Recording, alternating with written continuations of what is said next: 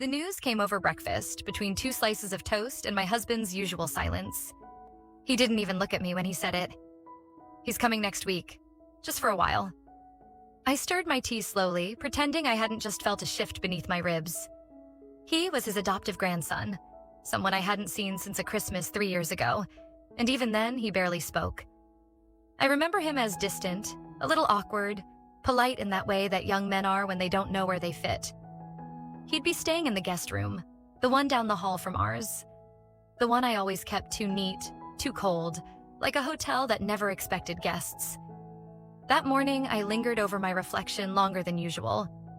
Not out of vanity, just curiosity. My skin had grown paler over the years, like wallpaper that fades when no one looks at it. My husband never noticed my changes. New perfume, new earrings, a subtle change in how I wore my hair.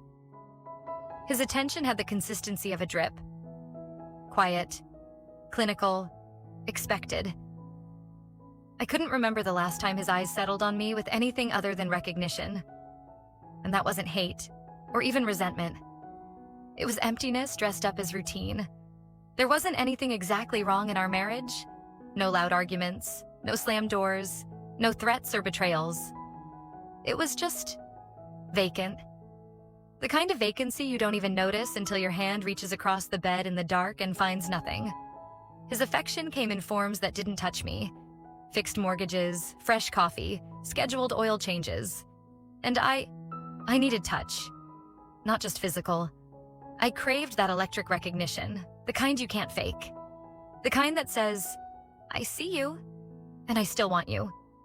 He arrived on a Tuesday afternoon, the sky low and gray, the kind of weather that felt like a held breath. He rang the bell, even though the door was slightly ajar. I saw him through the window before I opened it. Taller than I remembered, leaner, with the kind of face that no longer looked like a boy's. He didn't smile immediately, just looked at me in that still, assessing way. You look good, he said eventually. I stepped aside. My pulse stuttered once. Just once. Nothing dramatic. I showed him around the house again as if he hadn't already known it. He was quiet, but not withdrawn. Curious, maybe. Observant. There was a steadiness in how he moved. Unhurried, unafraid of silence. And he didn't treat me like I was invisible. That was new. That night, I couldn't sleep. My husband snored softly beside me, one hand curled beneath the pillow like a child's. I left the room barefoot, not even sure why. The kitchen was dark except for the soft underglow of the stove light. I stood there, listening to the hum of the refrigerator, the ticking of the old wall clock, the creak of wood settling beneath old weight. And then I heard it.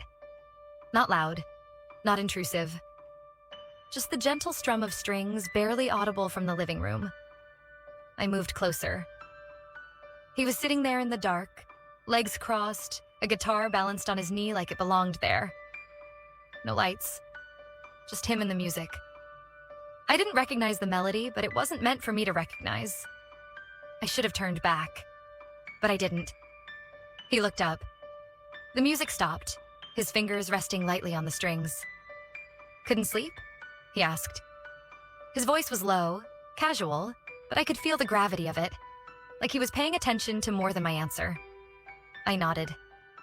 That was all. Just nodded. We didn't speak after that. I watched him for another minute before stepping back into the hall. I didn't say goodnight, but that moment stretched long after I returned to bed. Long after my husband rolled over in his sleep and sighed my name like it was just another word. I lay there, eyes wide in the dark, and for the first time in a long time, I felt something sharp move inside me. It wasn't love. It wasn't even desire yet. Just the unmistakable pull of being seen. And maybe that was the first mistake, letting myself miss that feeling. The morning came slower than usual, as if the hours themselves hesitated to unfold. I stayed in bed longer than I should have, pretending to sleep even after my husband had risen, shaved, and left for work without so much as a brush of his lips to my cheek. It wasn't unusual. The gestures that once signaled intimacy had long since calcified into routine, then disintegrated altogether. I used to miss them desperately. Now, I wasn't sure if I mourned them or simply forgot how they once felt. When I finally stood up, the mirror greeted me with an unfamiliar woman. Not because she had changed overnight, but because something had shifted the way I looked at her. My body felt aware of itself, like it had been dusted off, recalled. Not pretty, not youthful, just present. That was the strangest part, as if someone had turned a light on in a room that had been long abandoned. I picked out underwear without thinking at first, but then paused. I chose the pale satin set with the lace trim, the one I always avoided because it felt too indulgent for a day at home. But today I slipped it on, slowly, deliberately. The fabric was cool against my skin. When I pulled a sweater over it, I didn't tuck it in. I wanted to feel the difference. Not for anyone, just for the awareness. Or so I told myself. I spent the next hour in quiet tension, folding towels, unloading the dishwasher, walking to the mailbox just for air. He hadn't come down yet, or maybe he had and I missed it. But I was hyper-aware of the space he occupied, even when I couldn't see him. I told myself it was just the shift in household energy, the way any new presence can throw off the rhythm. But I didn't believe myself. Around noon, I heard the shower upstairs. Not ours, the guest bath. I busied myself in the hallway linen closet, pretending to reorganize shelves that didn't need organizing. The door was slightly ajar, steam curling from the gap. He emerged moments later, towel slung around his shoulders, damp curls clinging to his forehead. His chest was bare, torso lean and toned, not with vanity, but with youth. He didn't flinch when he saw me, just smiled slightly. "Hey," I muttered something vague. I couldn't remember what. Then turned and ducked into the closet again. My pulse thudded in places I'd forgotten it could reach. I stood there, gripping a stack of towels, breath shallow, telling myself I was being ridiculous. A few minutes passed. I composed myself. Later that afternoon, he found me in the laundry room. The washing machine was churning, my sweater sleeves rolled up, hands deep in a basket of whites. "Do you know where the extra towels are?" he asked, standing in the doorway. I turned too quickly and nearly lost my balance. "Yes, sorry. Top shelf in the hall closet." He followed me as I led him to it. The hallway was narrow, forcing proximity. I reached up, tiptoeing to grab one of the neatly folded stacks. He was close.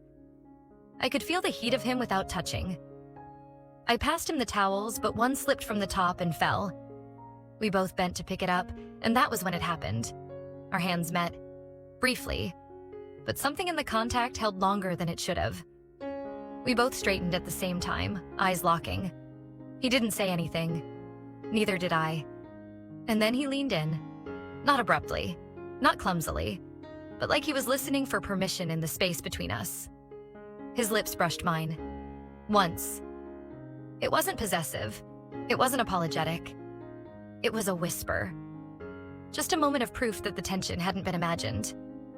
I froze, the towel still in my hand. He pulled back slightly, watching me. Waiting for a reaction I didn't know how to give. I stepped back, not out of rejection, but out of confusion. He said nothing. Neither did I.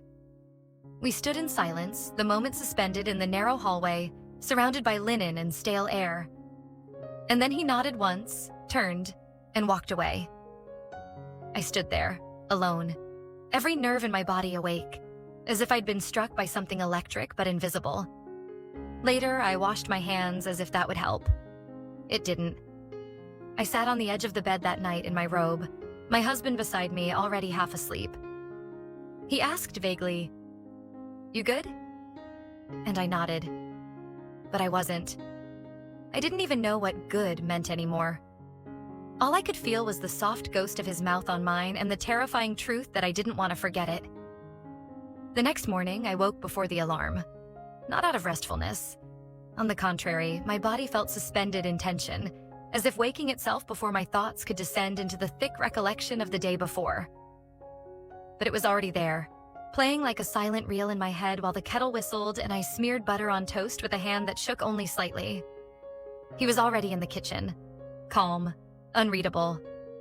A dark t-shirt clung loosely to his shoulders, damp hair curling slightly over his forehead. He ate cereal like nothing had happened, like I hadn't let his lips touch mine in a hallway not 30 feet from where we now sat. I entered quietly, took my place one seat away from him, and poured tea in deliberate, measured movements. He didn't look at me. Or maybe he did, but not in the way he had before. Or perhaps that was just me. Perhaps I had built something in my mind that lived larger than it ever did in the real world. Still, the silence felt occupied. Not empty, but weighted, as if every clink of the spoon against the bowl echoed louder, because we were both listening. Not for words, but for signs, for consequences. He finished before I did and walked past me with a soft, "Thanks," I answered with a nod, not lifting my eyes. When he was gone, I sat at the table for what felt like another hour, staring at the stripe of sunlight crawling slowly across the wood, wondering what exactly had begun the moment our mouths met, and what would happen if it didn't end. The rest of the day passed like I was moving underwater. I went to the pharmacy, folded laundry, took a brief phone call with a friend I barely heard. Everything that normally grounded me felt artificial now, like a play I was performing without heart. The air in the house had changed, and so had I. That evening, I lingered in the shower, not to cleanse, but to steady myself. The water ran hot over my skin, too hot, almost scalding. But I didn't adjust it. I needed the sting. I needed to remember that my body could still feel something other than numbness. After drying off, I spent far too long staring at my closet. I didn't want to dress for seduction. I didn't want to pretend. But I couldn't bring myself to return to oversized sweaters and soft cotton pants that dulled every curve. I chose a black dress. Fitted, long-sleeved, modest in theory, but smooth against my skin. It clung, not provocatively, but deliberately. It was something I hadn't worn in years. And tonight, it made me remember what it felt like to be a person who exists in her own skin. He was already outside by the time I came downstairs. On the back terrace, under a dim porch light, drinking something hot from one of our older mugs. His legs were propped on the railing, posture relaxed. I stood behind the glass door for a long moment, unsure. Then I slid it open and stepped out barefoot. The night was cool, the kind of cool that curled around your ankles and climbed slowly up your spine. He looked over but didn't speak. I sat across from him. For a long time, neither of us said anything. The stillness between us wasn't awkward. It was full. He finally glanced over and spoke, voice low. "You look different." I didn't respond. He added, "When no one's watching."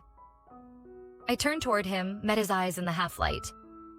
"So do you." He gave a faint smile. It didn't reach his eyes. They looked tired. Or maybe they were just real for the first time.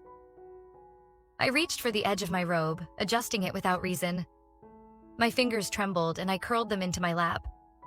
The silence returned, but it felt like it was taking a breath, like it would speak for us if we didn't intervene. "I'm not trying to start something," he said finally. "I don't even know what that was yesterday." I nodded. My voice when it came was quiet but steady. "Neither do I." But that wasn't true. I knew exactly what it was. A beginning. Not of a romance, not of a plan, but of undoing. Of something real enough to frighten me. And still, I stayed out there with him until the moon moved past the line of trees. When I returned to the bedroom, the bed was empty. My husband had gone to sleep in his study again.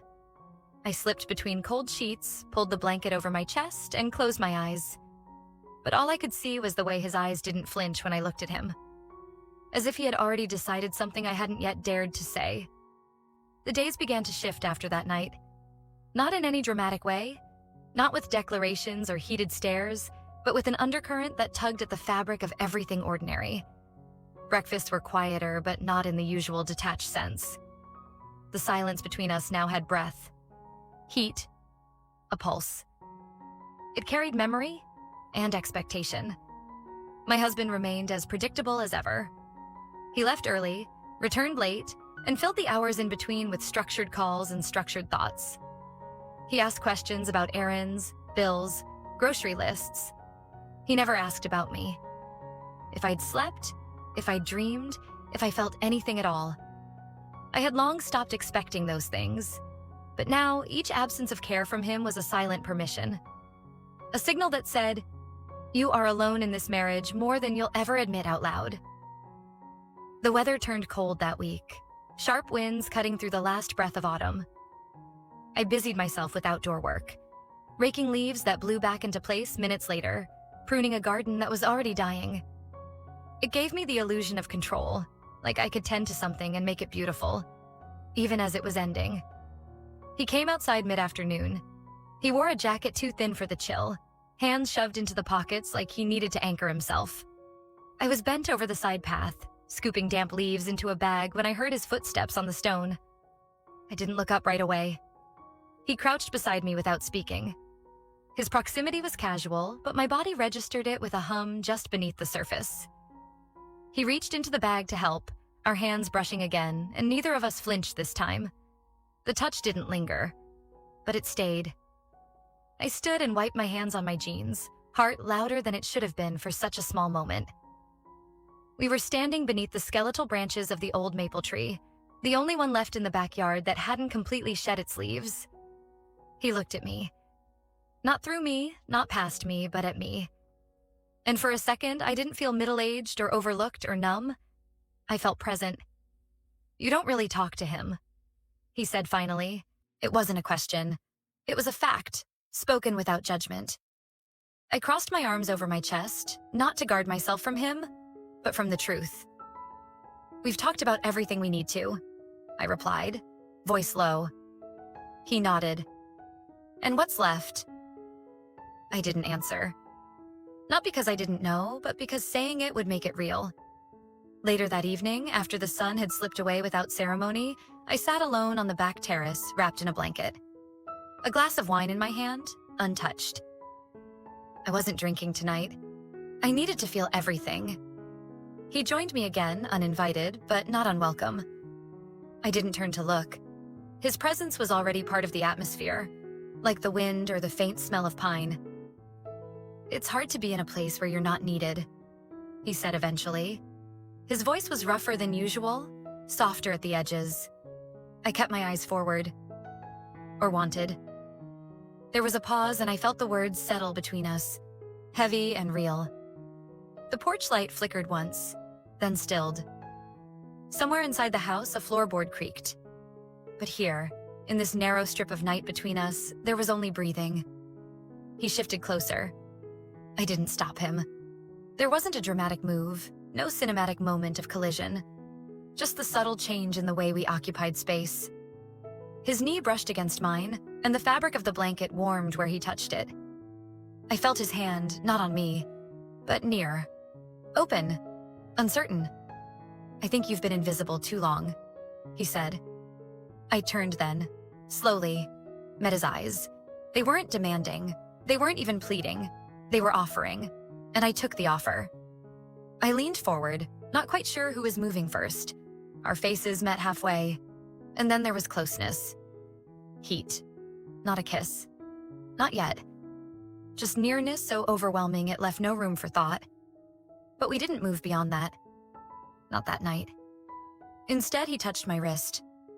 Just there, lightly, as if reminding me that my pulse still existed. When I went to bed, my skin still remembered the shape of his fingers.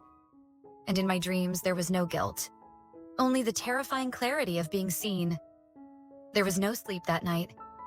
Not real sleep. Only the shallow kind that brushes against the edges of consciousness, but never settles. My body lay still beneath the covers, but my mind paced. Each flicker of memory from the terrace replayed with unbearable clarity. The way he'd said I'd been invisible too long, the brush of his knee, the weight of his gaze, and the way I didn't pull away. By morning, I wasn't rested, but I was steady. That was worse somehow. Steadiness felt like surrender to something inevitable. My husband left early, citing a last-minute change to his schedule. He kissed my cheek like it was a formality, like he might as well be closing the refrigerator door. I didn't respond. My hands stayed wrapped around my mug, skin warm, heart cool. When the front door closed, I listened to the echo of his shoes fade down the walk, and I stayed in that silence for a long time. Upstairs, I took longer to get ready than I usually would on a weekday with nowhere to be. My closet was full of safe choices: neutral blouses, jeans, cardigans with fraying sleeves. But I reached for the dress I hadn't worn since my birthday 2 years ago. Ivory silk, high neckline, buttons down the spine. It wasn't overtly provocative. It simply belonged to a woman who remembered herself. Beneath it, I chose lace. Lightweight, nearly translucent, the kind I used to wear when I believed someone would see it. It wasn't for him, and yet it was for this moment. For this version of me that refused to disappear again. Around midday, he appeared in the kitchen, phone in one hand, hair damp from a shower. His eyes met mine, and for a moment he just stood there, watching. Not ogling, not guessing, just recognizing. I didn't look away. We didn't speak then. There was nothing to say that wouldn't betray everything. By late afternoon, the light changed, subtly, like the house had exhaled. We had planned 2 days prior to drive out to a nearby antique warehouse. My husband had suggested it, thinking it might be fun to pick up something for the guest room. But he never followed up, and the idea had dissolved like so many others. The boy, he, had found the address on his own, asked if I still wanted to go. I told myself it was innocent. I knew it wasn't. The drive was quiet at first. Leaves rushed past the windows in quick bursts, like falling confessions. The air inside the car was warmer than it should have been. I fiddled with the volume, half listening to a song I didn't know, acutely aware of how close his hand rested on the gear shift. The kind of awareness that wraps itself around your breath. At the warehouse, we barely spoke to the vendor. Rows of furniture stretched into shadows, heavy with dust and the scent of old varnish. We wandered without purpose, pretending to look for something we wouldn't buy. I stopped by a mirror, tall, cracked slightly at one corner, and caught my own reflection. He came up behind me, and for the first time, he didn't try to keep distance. He stood so close I could feel the heat radiate off his skin through the thin layer of fabric between us. Our eyes met in the glass. "This isn't about the mirror," he said quietly. I turned around. There was no shock, no prelude, just closeness that needed resolution. The kiss was different from the first, more grounded, more real. There was no hesitation, no apology. His hand found the back of my neck, fingers threading gently through my hair, and I let go of the last fragile thread holding me upright. It was desperate, not in pace, but in meaning.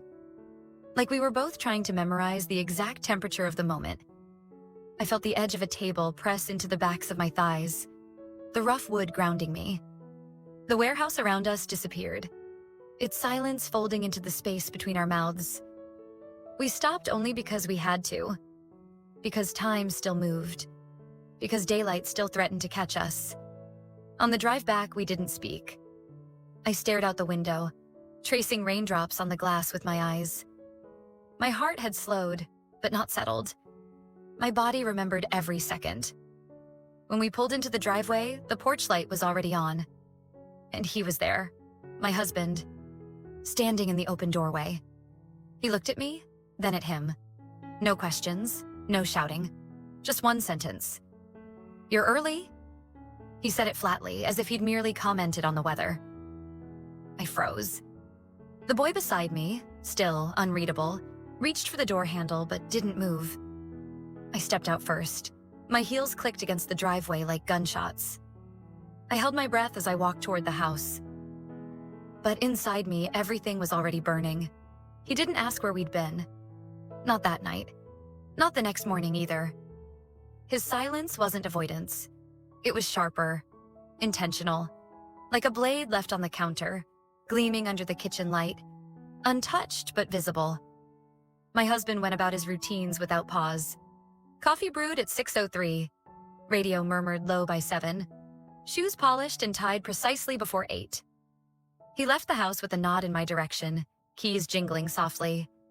Nothing in his actions suggested suspicion, but his eyes, when they did meet mine, no longer looked through me.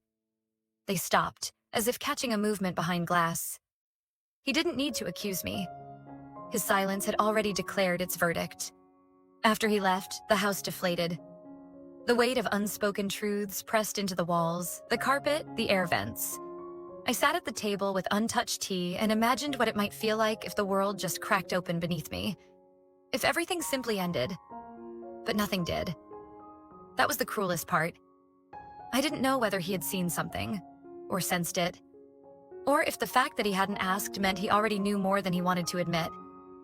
I waited for confrontation, for something to break. But it didn't come. Instead, the boy, he found me later that morning in the laundry room, folding shirts with slow, clumsy hands, as if the cotton fabric required translation. He leaned against the doorframe, arms crossed, head tilted. His presence filled the room in a way no one else's ever did. "You didn't sleep," he said, not as a question. I nodded once. My fingers kept folding. "I didn't either," he added, softer. I glanced at him, catching the edge of guilt in his posture. But it wasn't shame. Not exactly. It was something else. Recognition, maybe. Of what we'd done. Of what we'd risked. He stepped into the room, stopping only when there were mere inches between us. He didn't reach for me. He didn't have to. The tension lived in the distance. "I think I should leave," he said, voice lower now. "Today." My hands dropped the shirt I was folding. I stared at it on the table as if it had become foreign. Leaving made sense.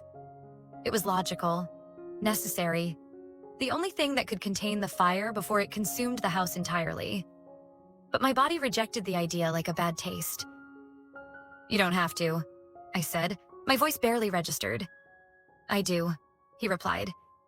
"If I stay, I'll ruin everything." The way he said it, it wasn't a threat. It was mourning. I turned to him then, really looking. He looked older in that moment. Not tired. Just altered. Like whatever innocence remained had been spent. "This wasn't a mistake," I said. "And I wasn't sure if I meant last night or all of it." "I know," he answered. "That's why it's dangerous." We stood in silence, the hum of the dryer filling the space like static. Then, slowly, he raised his hand and touched my forehead with his, a gesture so intimate it made my throat tighten. There was no kiss, no arms pulling, just contact, as if that single point of pressure could transfer everything we hadn't said. We stood that way for a long time. Foreheads touching, breathing synced. My eyes closed because it was the only way to stay grounded. When he stepped back, it felt like winter had entered the room. Everything we hadn't said. He packed later that day. Quietly. No slamming drawers, no dramatic farewells. Just the zipping of a suitcase and the dull thud of shoes against hardwood. I watched from the hallway, invisible again, but now painfully aware of the shape of my invisibility. My husband didn't come home that night. He left a message on the machine about a business dinner and a late return. His voice was the same. Neutral, practiced, sterile. I sat on the terrace after dark, wrapped in a sweater that smelled faintly of detergent and faintly of him. The mug in my hands had gone cold hours ago. My eyes stayed fixed on the gate, on the road beyond it, as if expecting something or someone to come back. But no one did. And I knew, even before the sun rose the next day, that something inside me had already begun to unravel. I had thought his absence might offer some sense of relief, that with him gone, the air in the house would settle, the static tension dissolve. But the opposite happened. The silence no longer buzzed. It echoed. The rooms felt larger somehow, as if his presence had once filled them invisibly, and now everything stretched too far. Every hallway too long. Every pause too heavy. My husband returned early the following evening. No warning. No call. I heard the garage door open while I was still in the kitchen, halfway through chopping vegetables I didn't intend to cook. My hands froze, the knife suspended midair. I waited for the usual footsteps, the casual unzipping of his jacket, the sound of his keys dropping into the bowl by the door. They came, but not in their usual rhythm. Slower, more deliberate. I didn't turn around when he entered. I stared at the half-chopped onion and wondered if he would mention the boy, or the missing suitcase, or the way I hadn't asked when he'd be back. But he said nothing. Not right away. He set something on the counter behind me. I heard the soft thud, the slide of cardboard across granite. Then silence again. Not tension, not threat. Just stillness, like the air itself had stopped listening. I turned slowly. It was a small box. Plain, square, a lid without tape. He didn't meet my eyes. I found it in your coat pocket. I said nothing. There was nothing left to say. I opened the box. Inside were 2 keys, silver, smooth, slightly worn. One had a green tag. I knew it immediately. They belonged to the old camper out back, the one we used to store tools and furniture when we redid the guest room. The same camper where I had once stood, half lit by sun through broken blinds, wrapped in his sweatshirt, heart pounding so loudly I couldn't hear anything else. A place no one should have ever gone. A place he shouldn't have found. I looked at the keys, then at my husband. His face was unreadable, not angry, but stripped of anything human. Just the scaffolding of a man. No warmth, no pain, just blankness. You even kept the tag on it, he said, like you wanted someone to know. I wanted to speak, to defend, to explain that it wasn't about being caught, that sometimes we leave traces because we're tired of erasing ourselves. But no words came, only breath. He continued, slowly, evenly, as if rehearsed. You didn't think I noticed, but I was always watching. I just didn't care enough to stop you. The sentence dropped like stone into water. The ripples would come later. Still, he didn't raise his voice. He didn't accuse. He simply confirmed what I hadn't dared to name. He picked up the box again, then walked to the dining table. He placed it at the center, between 2 candles we hadn't lit in years. He looked around the room as if appraising it one final time. You freed me, he said. I didn't even realize I was trapped. Then came the sound I didn't expect. Footsteps behind him. A woman entered the room carrying a suitcase. Not glamorous, not dramatic, just real. Late 30s, clean lines in her clothing, a firm set to her mouth. I recognized her face before my mind caught up. She was his assistant, the one he traveled with, the one he once claimed was hardworking but dull. She smiled faintly, not at me, not cruelly, just as a formality, like a guest greeting the owner of a house she was already moving into. He turned to her. She knows, he said simply. Then to me, without venom, this is Emily. She's going to be staying for a while. The knife was still on the counter, the onions uncut. My hands had gone numb. He didn't look back as he followed her down the hall. The same hall his grandson had once walked. The same path I'd taken the night I crossed a line I could never uncross. I didn't cry. That would have been too easy, too cinematic.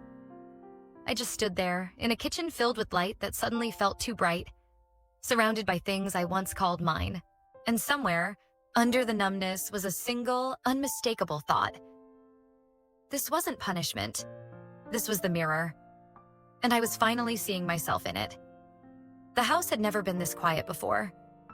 Not even during those long gray Sundays when we used to avoid each other under the illusion of peace.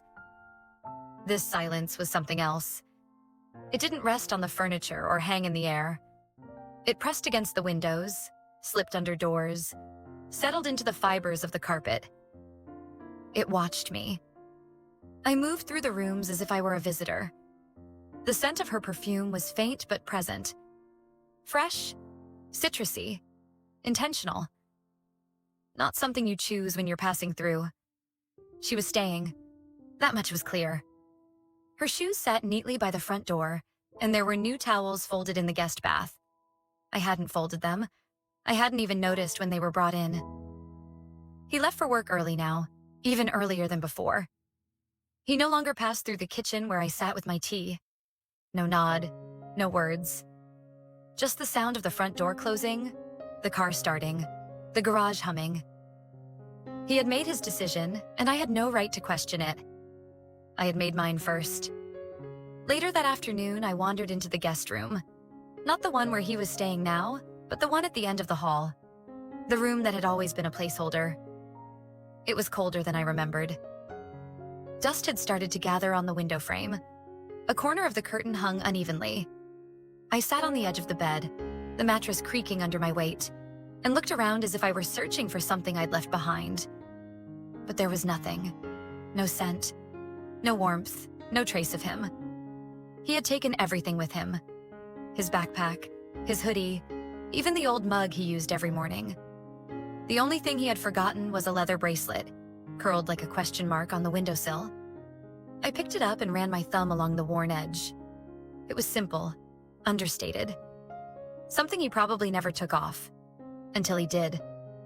I brought it to my room and placed it in the top drawer of my nightstand, alongside a few other things I'd never had the courage to throw out. Love letters from high school, a photo of my mother laughing in the sun, a dried flower from a wedding bouquet. It didn't belong there. But neither did I. The phone rang once that evening. I didn't answer. The machine picked it up. His voice filled the room, calm, careful, businesslike. "I'm staying in the city tonight. Don't wait up." I stood in the hallway and listened to the beep. The sound was sharper than it should have been, like a period punctuating a sentence I hadn't realized I'd finished writing. I didn't eat dinner that night. I walked instead, down quiet suburban streets, past manicured lawns and warm, glowing windows. Families moved inside them like shadows on screens. Laughter, clinking dishes, the low murmur of televisions, all of it foreign, as if I were watching from another world. By the time I returned, the air inside the house had cooled again. I turned on the bedside lamp and stood in front of the mirror. My reflection met me with tired eyes and a mouth that no longer held pretense. I undressed slowly, not for seduction, not for ritual, but because I wanted to feel something against my skin that wasn't the weight of absence. I pulled out the same lace set I'd worn the day we drove to the warehouse. The fabric slid over me like memory, each strap and seam tracing a version of myself I wasn't ready to let go of. I sat on the edge of the bed, the lamplight soft against the wall, and let the silence settle again. It didn't hurt the way I thought it would.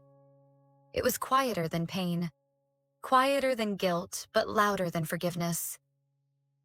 And when I finally lay down, the bracelet still resting in the drawer beside me, I understood something I hadn't until now. Desire might fade, regret might dim, but remembrance, that lives in the body even after the soul wants to forget. He came back on a Tuesday. There was no advance notice, no text or call. I had just returned from the store, a single bag of groceries in my hand. Things I didn't really need but bought anyway because the act of choosing something, anything, gave me the illusion of direction. The house smelled of cold tile and unopened windows. I hadn't turned the heat up all day. It didn't occur to me that someone else might. I heard the car door shut while I was in the kitchen. A quiet, deliberate sound. The front door opened a few seconds later. I didn't move. I stood with a carton of milk still in my hand, my other fingers wrapped around a bunch of parsley that had already started to wilt. His footsteps came slowly, one after the other. Not heavy, but grounded. He wasn't just passing through. When he appeared in the doorway, I saw he was holding something behind his back. A paper bag, crumpled slightly at the top. He looked tired, but not in the way people are after a long drive. It was something in his shoulders, resigned, unburdened, yet not light.